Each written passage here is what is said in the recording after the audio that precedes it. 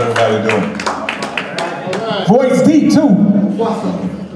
All right, this poem I'm gonna do is called Monsters. And it's a poem I wrote after having a conversation with my daughter about the realities of the world. There it goes. Daddy, Daddy, the tooth fairy gave me $5, Daddy. Daddy, Daddy, can I take a picture with Santa Claus, Daddy? Daddy, Daddy, there's a monster in the dark, Daddy. Tell me more about Black history, Daddy. You see, I promised my baby girl that I would never tell her no lies, no disguises. Never will I pull the wool over her eyes, no surprises. Straight up, brutal, honest truth, please be advised that life isn't always merry and not filled with cherry pies. So, at my parental discretion, I proceeded to answer her questions, giving her lessons were blessings that she needed and heeded way before her adolescence. So baby girl, you will learn through your experiences and the emotions that you feel. Through life's myths and mysteriousness, there are things that will appear, but are not real.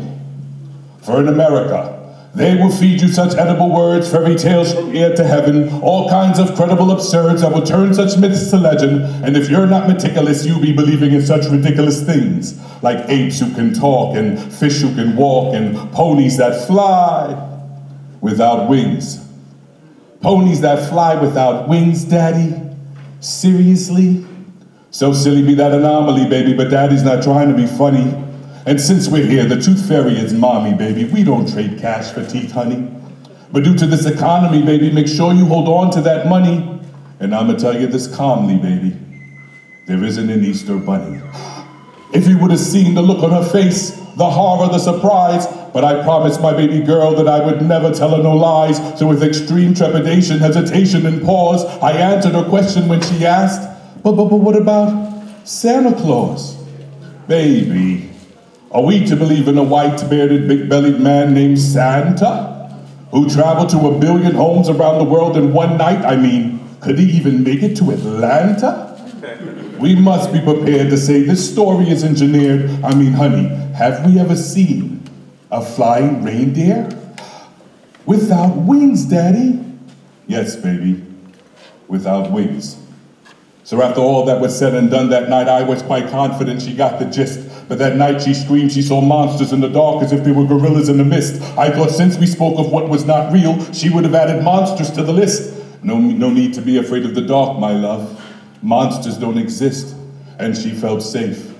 And life goes on with more questions for her to ask and more lessons for her to learn, more concepts for her to grasp and more trust for me to earn. So we moved on from fairy tales, imaginative beings of mystery, moved on to what was real, and in school they were talking about Black history. Excited was my flow, for at her age I didn't know that they taught this. So I told her about the 4 M's of Black history: Medgar, Malcolm, Martin, and Marcus. I went on with Fannie Lou Hamer, Shirley Chisholm, and great old Harriet T. For she needed to know the greatness of Black women that she will future be. And let me tell you, she was fascinated. Then came the hard questions. Daddy, how come Medgar, Malcolm, and Martin was assassinated? She knows what assassinated means. There comes a time a child's mentality no longer thrives on being cute. They come face to face with an undoubted fallacy, for they cannot find the proof. No more fairy tales, false fantasies threaded within our youth. For there is a harsh reality that's embedded within the truth. You see, how do I tell my baby girl that sometimes there are more guns than roses? How do I tell her about evil forces with burning crosses and water hoses? I want to tell her about her ancestors that refused to kneel on stubborn knees. But how do I tell her of roots and strange fruit that hung from southern trees? It is the evil. It is the evil that men do that has me thinking like this. Because now I have to tell my baby girl that yes, monsters do exist.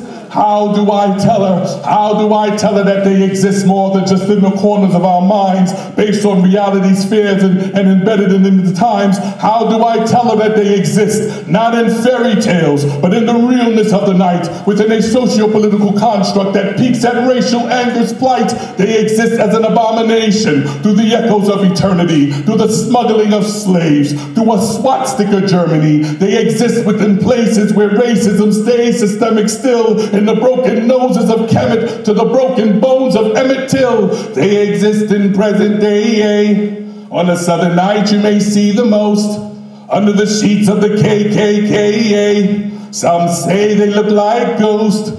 Honey, forget about flying ponies, reindeers, or even unicorns. There could be a monster out that door with a badge, a gun, and a blue uniform. And those monsters exist in a world where conspicuous has to be me. Where stop and frisk, we got sick of this, like syphilis in Tuskegee.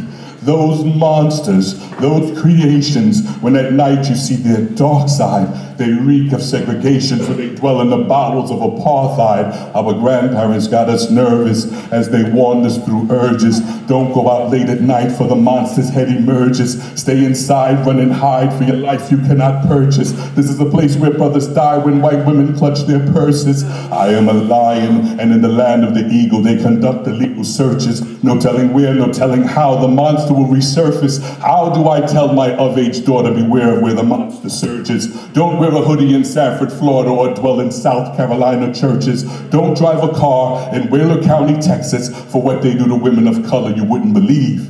And if you see a monster in Staten Island, Minnesota, or Memphis, you may not be able to breathe. How do I tell her all of this in a land that's supposed to be more stable, where monsters are supposed to be trapped within fairy tales and fables, ambitiously fictitious like Anne of Green Gables, not spoken of in newspapers or on dinner tables? How do we tell our sons and daughters? It must take some kind of art. How do we explain the insane without tearing their world apart? Well, I looked my daughter straight in the eyes, and I told her straight from the heart, yes, my love, monsters do exist, but they're the ones afraid of the dark. Make some noise for Kayo!